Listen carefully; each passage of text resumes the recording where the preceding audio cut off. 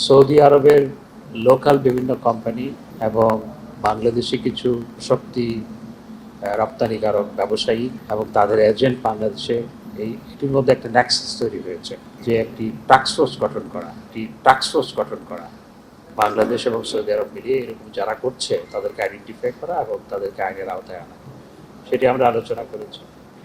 এবং আপনারা জানেন যে চট্টগ্রামের ব্যবসায়ে বঙ্গবন্ধু শিল্পনগরে সৌদি আরবকে ৩০০ একর জায়গা দেওয়া হয়েছে সেখানে ইনভেস্টমেন্টের জন্য।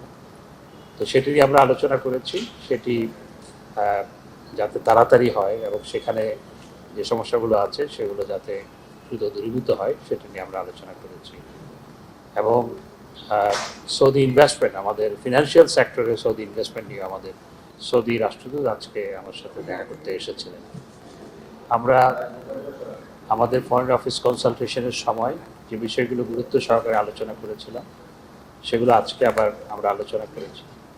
বিশেষ করে সৌদি আরবে যে সমস্ত বাংলাদেশি ব্যবসা বাণিজ্য করে তাদের অনেকের ব্যবসা বাণিজ্য সেখানে তাদের নামে রেজিস্টার্ড না, তাদের ব্যবসা করতে হয় সৌদি কোনো লোকাল রেসিডেন্ট বা সিটিজেনের নামে, সেই জন্য সিটিজেনের নামেই করতে হয়।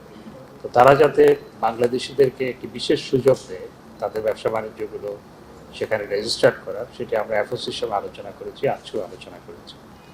একই সাথে সৌদি আরবের লোকাল বিভিন্ন কোম্পানি এবং বাংলাদেশি কিছু আপনার জনশক্তি রপ্তানিকারক ব্যবসায়ী এবং তাদের এজেন্ট বাংলাদেশে এটির মধ্যে একটা নেক্সাস তৈরি হয়েছে এবং তারা সেখান থেকে ফেক ডিমান্ড প্রকিউর করে এবং আমাদের দেশের নিরীহ কর্মীদেরকে এক্সপ্লয়েট করে।